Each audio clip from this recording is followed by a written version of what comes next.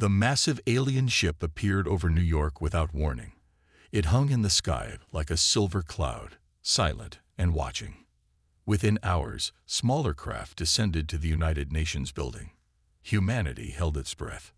Ambassador John Miller straightened his tie for the 5th time. At 53, with gray touching his temples, he never imagined he would be the first human to officially greet aliens. The president had chosen him for his calm demeanor and diplomatic experience. Now, he wondered if anyone could be prepared for this moment. "They're ready for us," said Major Karen Lewis, the military attaché assigned to the delegation. Her sharp eyes missed nothing, her posture perfect in her dress uniform. Miller nodded. "Let's make history." The meeting chamber fell silent as the doors opened. The aliens entered, some tall and slender with blue-tinted skin, others short with multiple arms, and in the center, the obvious leaders, the Vexurians. They stood 7 feet tall with silvery skin that seemed to shimmer in the light.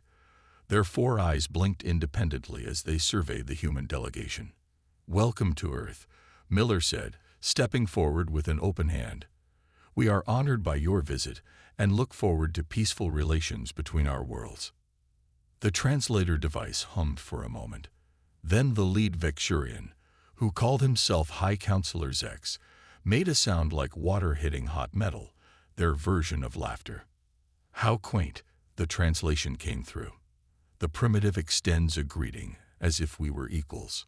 Miller's hand slowly lowered, but he kept his diplomat's smile. Behind him, Major Lewis stiffened. For the next 3 hours, the Vexurians explained the reality of galactic politics. Earth was being granted membership in the Galactic Cooperative as a Class 4 developing species, the lowest possible rank. "Your species has barely mastered basic space travel," another Vexurian named Trell said with obvious amusement. "You still burn fossil fuels. You fight wars among yourselves over imaginary lines on your planet." Miller tried to highlight human achievements, our art, our resilience, our rapid technological growth. The aliens merely blinked their multiple eyes in what humans would later learn was their expression of dismissal. "We will allow you limited access to some technologies," High Counselor Zex said. "In exchange, we will establish mining operations on your, what do you call it, moon, and the Red Planet. Your resources will be put to proper use by advanced civilizations." As the terms of the agreement were laid out, Major Lewis noticed something interesting. Not all alien species seemed comfortable with how the Vexurians treated humans. A small purple-skinned delegate kept shifting uncomfortably. A tall, insect-like being near the back appeared to be studying the humans with genuine curiosity rather than mockery. When the meeting ended, Admiral Frank Davis met them at the Pentagon. His weathered face was grim as he reviewed the terms. "This isn't an agreement," he said. "It's a surrender document." Miller sighed. "I know, but what choice do we have? Their ships could destroy our major cities in minutes." "For now," Lewis said quietly. Both men looked at her. I watched them carefully. "The Vexurians may be in charge, but not everyone follows them willingly. There are cracks in their alliance, and they made one critical mistake today." "What's that?" Davis asked. "They laughed at us, openly, in front of our cameras, our people." She looked out the window at the alien ship still hovering over the city. "Throughout human history, nothing has united us faster than a common enemy who underestimates us." Miller nodded slowly. "We sign their agreement. We smile and bow. And meanwhile, Admiral Davis finished, we prepare." As the sun set on humanity's first day as an official, if lowly, member of galactic society, the seeds of resistance were already taking root. The Vexurians thought they had found an easy planet to exploit. They would learn how wrong they were. The emergency sirens wailed across Earth as the news broke. The Europa research station was gone. All 5,000 colonists, scientists, engineers, and their families, dead in what the Vexurians called an unfortunate mining accident. Security camera footage told a different story. The Vegurian mining ship had deliberately drilled into the ice shelf, supporting the human colony, ignoring all warning signals. When the station collapsed, the alien ship simply continued its operation. Colonel Karen Lewis watched the footage for the fifth time in the silent Pentagon meeting room. Her knuckles were white around the edge of the table. "They didn't even stop to help," she said quietly. "Not even to collect survivors." President Alan Wright looked 20 years older than he had that morning. "I've demanded a meeting with the Cooperative Tribunal. They've agreed to hear our case." Admiral Davis snorted. "They'll rule in favor of their own kind. They always do." He was right. 3 days later, the tribunal, made up entirely of Class 1 and Class 2 species, declared the incident an unfortunate casualty of progress. No reparations would be paid. No punishments given. The Vegurian Mining Company was instructed to be more careful in the future. The news struck Earth like a bomb. In Chicago, people filled the streets. In London, protesters surrounded the cooperative embassy. In Beijing, Mumbai, Lagos, and Mexico City, humans raged against the injustice. From the remote mining colonies on Mars, workers declared strikes. The Vegurians responded by cutting off oxygen supplies to the human quarters. 53 died before they returned to work. Kevin Burns, a former mining engineer, watched the funeral services from his workshop in Denver. His hands trembled as he made adjustments to the weapon on his bench, a hybrid device that combined human firearms with alien energy technology he had secretly gathered during his years working the Martian mines. "It works," he said to the small team around him. "One shot can penetrate their personal shields." On the other side of the country, Dr. Susan Garcia had a breakthrough of her own.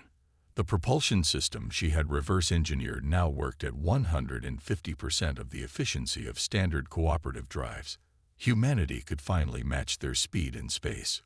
"We're ready," she told Colonel Lewis over a secure line. "Whenever the order comes."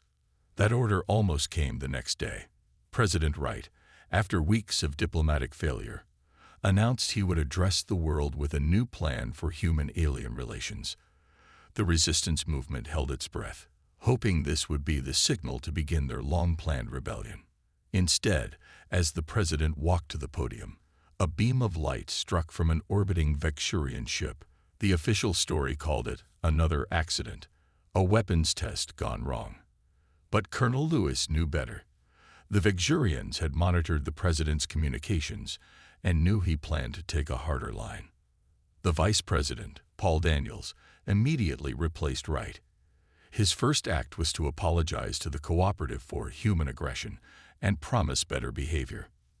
That night, General Patricia Holloway, the highest-ranking military officer who was secretly part of the resistance, called an emergency meeting. "They've crossed the final line," she told the assembled leaders. "They've assassinated our president and replaced him with their puppet." "What do we do now?" asked Lisa Young, who had compiled evidence of hundreds of treaty violations. General Holloway's face was set like stone. "We declare martial law. We cut all communications with their ships, and we start taking back what's ours." Admiral Davis nodded grimly. "I've already given the order to activate our shadow fleet in the asteroid belt."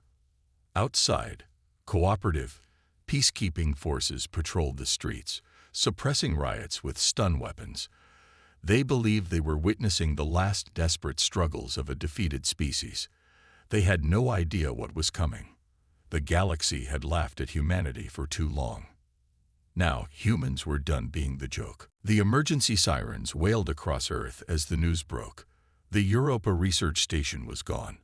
All 5,000 colonists, scientists, engineers, and their families, dead in what the Vegurians called an unfortunate mining accident. Security camera footage told a different story.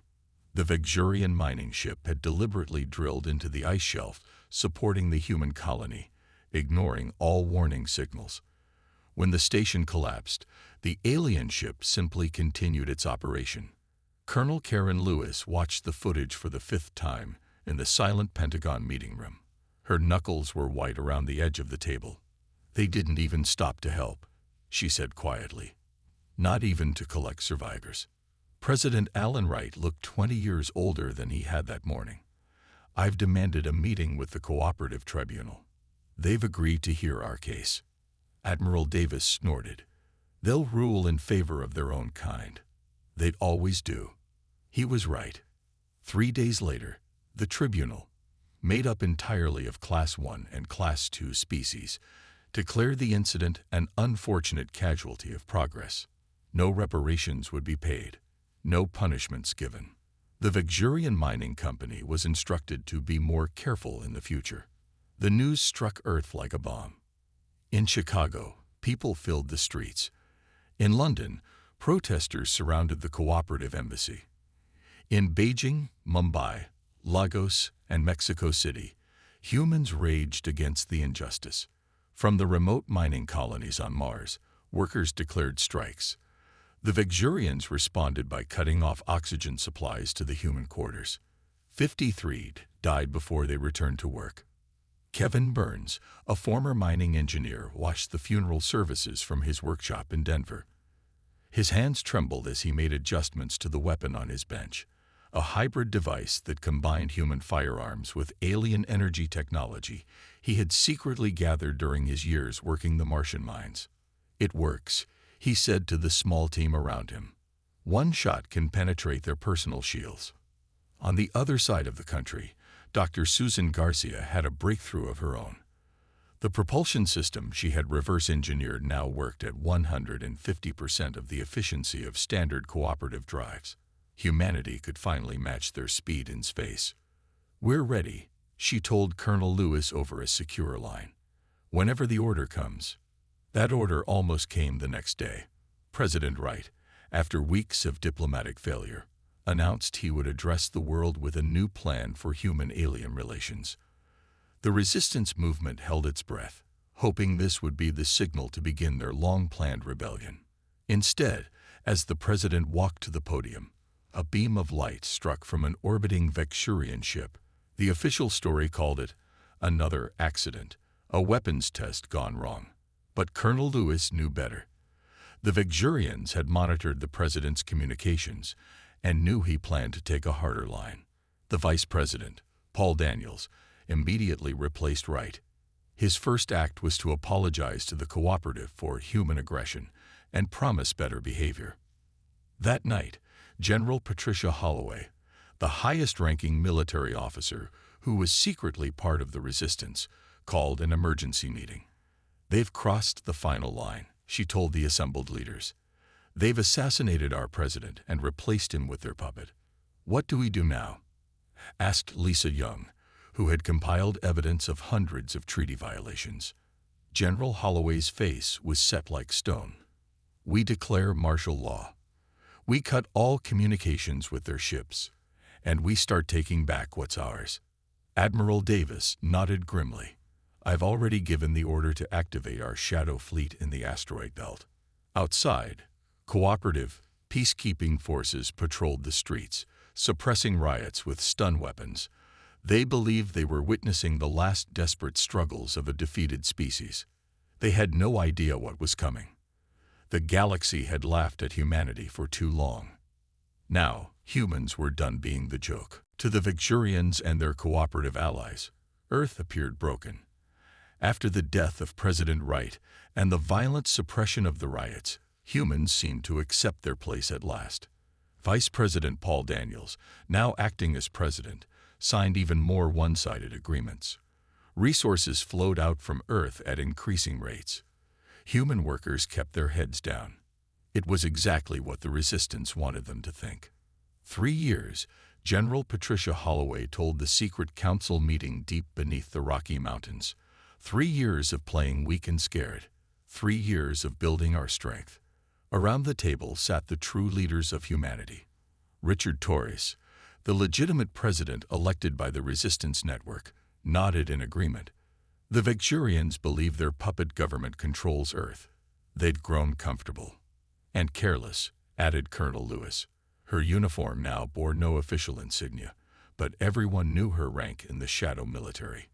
Their security patrols have decreased by 60% in the last year. Admiral Davis activated the holographic display in the center of the table. It showed the solar system, with red dots indicating alien bases and green showing human positions. Our asteroid belt shipyards are complete, he reported. We've built 87 warships using Dr. Garce's enhanced drive systems. None appear on cooperative scans. Dr. Susan Garcia, now the head of the Resistance's Science Division, pulled up technical specs on the display. The ships are smaller than Vecturian cruisers, but faster and more maneuverable. We've also developed a stealth system by studying their sensor technology. In training facilities hidden throughout Earth's oceans and deep within mountains, elite human soldiers prepared.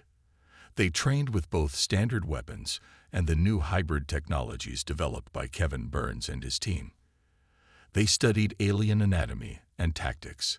They learned to operate in zero gravity. Lisa Young had spent the years building a different kind of weapon. I've made contact with 17 other species who resent Vecturian rule, she reported. Not all are willing to help us openly, but they've provided valuable intelligence.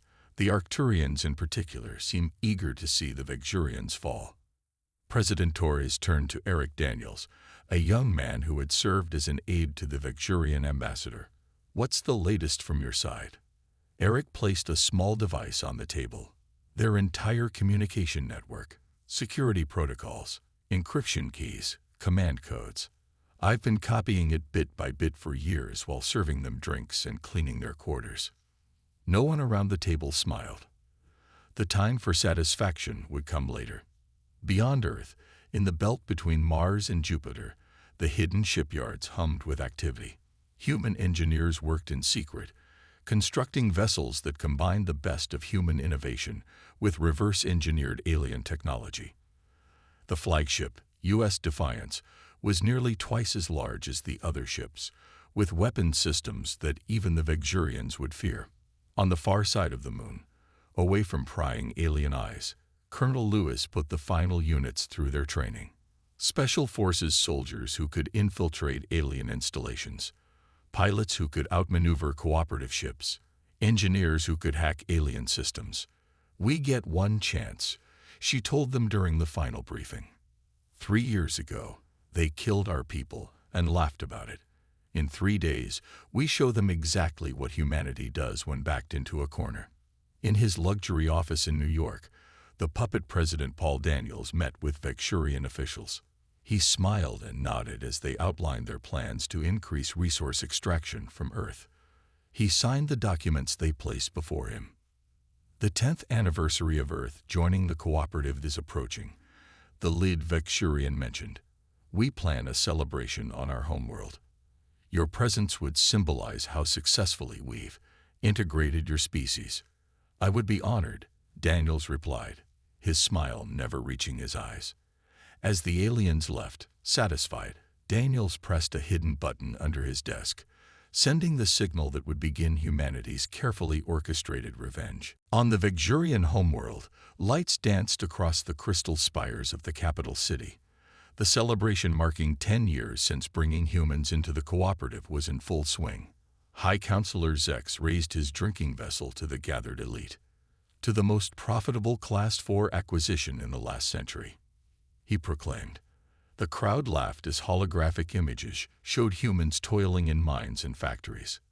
Across the room, Paul Daniels, Earth's puppet president, smiled politely while checking his watch. It was time. In that moment, across the solar system, humanity struck as one. At exactly 300 Earth time, the U.S. Defiance broke from its hiding place in the asteroid belt, followed by 86 warships of the new human fleet. They accelerated toward Mars at speeds that shocked the skeleton crews of the alien mining installations. Admiral Frank Davis stood on the bridge of the Defiance, his face grim. All ships, weapons free. Execute Operation Payback. The first Vecturian mining ships exploded before they could even power up their shields. The few that managed to send distress signals found their communications jammed by technology they never knew humans possessed. On Ganymede, Jupiter's largest moon, Colonel Karen Lewis led a team of 50 Special Forces soldiers in boarding the Cooperative's regional headquarters. They moved through the station with precision, their hybrid weapons cutting through alien defenses. "We have control of the command center," Lewis reported over the secure channel. "All Cooperative commanders are in custody." On Earth, General Holloway directed the ground offensive. Alien peacekeeping forces found themselves surrounded by human military units that had assembled from nowhere. Their calls for reinforcement went unanswered as Eric Daniels' stolen security codes locked down their systems. Within 6 hours, every alien installation in the solar system was under human control. President Richard Torres emerged from hiding and walked into the United Nations building in New York, flanked by armed guards. He approached the broadcast system and addressed not just Earth, but the entire Cooperative. "For 10 years, our species has endured exploitation, mockery, and murder at the hands of those who claim to welcome us to the galactic community," he said, his voice calm but firm. "Today that ends. The solar system now belongs to humanity again." In orbit around Earth, Vecturian ships attempting to flee found themselves trapped by the new human fleet, which had returned from Mars with astonishing speed. Their superior weapons and shields did them little good against tactics they had never encountered. "They're using their own ships as projectiles," a Vecturian commander screamed as a disabled human vessel, its crew safely evacuated, slammed into his cruiser's engine section at near light speed. On the Vecturian homeworld, the celebration turned to panic as reports flooded in. Paul Daniels was immediately seized. "What have you done?" High Counselor Zex demanded. Daniels smiled for the first time in 3 years. "I've played my part, just as you played yours when you underestimated my species." In the asteroid belt, the remaining human ships secured the mining operations. Kevin Burns led teams to liberate the human workers, many of whom immediately volunteered to join the fight. Lisa Young activated her network of alien allies. The Arcturians were the first to publicly congratulate humanity on breaking free from Vecturian oppression. 3 other species quickly followed. By the end of the 3rd day, Admiral Davis sent the confirmation that everyone had been waiting for. Solar system secured. All human colonies liberated. Alien forces contained. In the hidden base beneath the Rocky Mountains, Dr. Susan Garcia watched the reports come in. "They never saw it coming," she said quietly. General Holloway nodded. "They thought they knew humans. They thought we would either stay broken or lash out immediately. They never expected us to wait, to plan, to strike only when we were ready." On view screens across Earth, humans watched as cooperative ships were escorted out of the solar system. For the first time in a decade, no alien ships darkened Earth's skies. It was only the beginning. The Cooperative would respond, and everyone knew it. But for now, humanity celebrated their first victory. The news spread across the galaxy like wildfire. Humans had taken back their solar system. Most species dismissed it as a temporary rebellion that would be quickly crushed. The Vecturians demanded immediate action. "Deploy the main battle fleet," High Counselor Zex ordered, his silver skin flushed dark with rage. "These primitives must be taught their place." The Cooperative Council voted unanimously to support military action. Within days, the most powerful fleet ever assembled began its journey toward Earth. 200 warships, each vastly more powerful than anything humans had faced before. On Earth, Admiral Davis watched the long-range sensors with a grim expression. "They're coming in force, exactly as we expected." President Torres called an emergency meeting of the War Council. "Do we have any chance against a fleet that size?" "Not in direct combat," Admiral Davis admitted, "but we're not planning to fight them directly." Colonel Lewis pulled up a holographic display of the approaching fleet. "The Cooperative has developed standard tactics over centuries of unopposed dominance. They've grown predictable." Dr. Garcia leaned forward. "And that's their weakness. Our ships are faster, more maneuverable. We've prepared specialized weapons just for this scenario." Most importantly, Eric Daniels added, "they still think we're primitive." They expect us to either stand and fight in formation or to scatter and run. In space, human ships took positions throughout the asteroid belt. Others hid behind moons or in the shadows of planets. The U.S. Defiance, Earth's flagship, waited alone near Mars, seemingly preparing for a heroic last stand. When the cooperative fleet arrived, they found what appeared to be a disorganized defense. Several human ships moved to engage them, then quickly retreated. Pathetic, the Victurian fleet commander said. They'd break at first contact. All ships, advance to Earth, show no mercy. The massive alien fleet moved forward confidently, following the retreating human vessels into the asteroid belt. And then the trap was sprung. Hidden explosives detonated throughout the belt, sending thousands of asteroids hurtling toward the tightly packed alien formation. As the cooperative ships maneuvered to avoid the debris, human vessels attacked from all sides, striking with precision at engines and weapon systems before disappearing back into the chaos. They're using hit-and-run tactics, a Victurian officer reported frantically. We can't lock onto them. The mighty cooperative fleet, designed for formation warfare, found itself torn apart by an enemy that refused to fight by the established rules. Human ships would appear, fire, and vanish before the aliens could respond. Some human vessels deliberately took damage to lure powerful alien ships into traps. On board the U.S. Defiance, Admiral Davis watched the battle unfold according to plan. Execute Phase 3, he ordered. Smaller human craft, barely larger than shuttles, launched from hidden positions. Each carried a single pilot and a specially designed weapon. They flew straight at the cooperative command ships. Suicide attackers. The Victurian commander screamed. Shoot them down. But these weren't suicide missions. Seconds before impact, the pilots ejected in rescue pods while their vessels continued on course, guided by simple automation. The weapons they carried bypassed the alien shields completely, a technology Kevin Burns had developed by studying the Victurians' own shield frequencies. Within hours, the pride of the cooperative fleet was in disarray. A third of their ships had been disabled or destroyed. The rest struggled to form a defensive position. As the battle raged, Lisa Young broadcast a message to all species in the cooperative.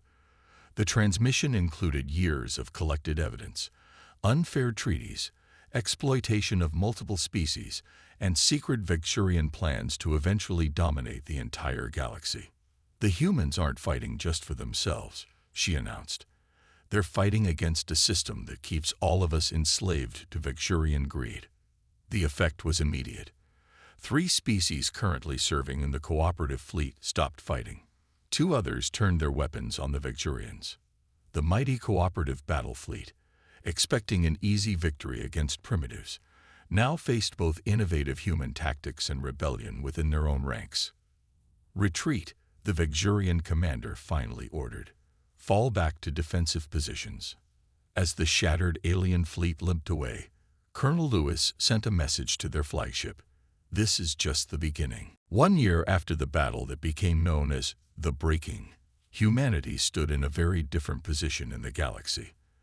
The main hall of the new Galactic Assembly hummed with activity as representatives from 37 species gathered. Ambassador John Miller, the same man who had first greeted the aliens 10 years ago, now stood at the central podium. The years had added more gray to his hair, but his eyes shone with quiet pride. The final draft of the new Galactic Charter is ready for signing, he announced. A document created with input from all species, not just the privileged few. In the front row, High Counselor Zex of the Victurians sat flanked by human guards. His once gleaming silver skin had dulled with the stress of the past year. Beside him, representatives from other formerly dominant species looked equally uncomfortable. They had good reason. After the failed attack on Earth, the cooperative had splintered. Lisa Young's evidence of widespread Victurian corruption had turned many species against them. More importantly, humanity's victory had shown that the supposedly invincible powers could be defeated. One by one, representatives approached to sign the new charter.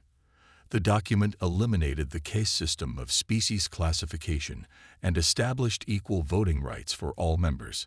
In orbit around Earth, the U.S. Defiance had been transformed into a diplomatic vessel. Admiral Davis now commanded a joint fleet with ships from 12 different species. Colonel Lewis had been appointed to lead the new Galactic Defense Force, the first human to command a multi-species military. Dr. Susan Garcia's technological innovations had spread throughout the galaxy. Her propulsion systems were now standard on most ships, improving travel for all species. The Vegurians had been forced to share their advanced technologies as part of the peace agreement. William Chen headed the new Galactic Science Academy on Luna, where researchers from all species worked together without restrictions. Knowledge flowed freely, no longer hoarded by the privileged few. This is just the beginning, President Torres told the Assembly when it was his turn to speak. For too long, the galaxy was divided between those who exploited and those who served. Today we create something better, a true cooperative based on mutual respect. The Vegurians had suffered most from the change. Their empire of exploitation had crumbled once their military advantage was lost. Now they paid massive reparations to the species they had harmed, including humanity. Their mining fleets worked under supervision, extracting resources from their own territories for the benefit of all. As the ceremony concluded, Ambassador Miller approached High Counselor Zex. 10 years ago, you laughed at us, Miller said quietly. You called us primitives. Zex looked away. We made a mistake. Yes, Miller agreed. You mistook kindness for weakness. You saw our willingness to learn as proof of inferiority. When we extended a hand in friendship, you saw only an opportunity to exploit. Eric Daniels joined them, now serving as humanity's intelligence director. The most advanced technology means nothing without wisdom to guide it. Your civilization had thousands of years of space travel, but never learned the simple lesson of treating others with respect. Across the assembly hall, Kevin Burns watched with satisfaction. His weapons had helped win the war, but now he focused on creating tools that could build rather than destroy. Many formerly oppressed species had approached humans not for weapons, but for innovations in agriculture, medicine, and transportation. As the day ended, Colonel Lewis stood with General Holloway on an observation deck, watching ships from dozens of worlds moving peacefully through Earth's orbit. Do you think they understand us better now? Lewis asked. Holloway smiled. I think they're starting to. They've learned that humans don't seek domination. We want partnership. They've learned that we can endure hardship, plan patiently, and strike decisively.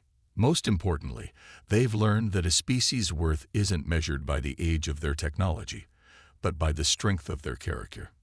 Below them, Earth shone blue and green, no longer in the shadow of alien ships.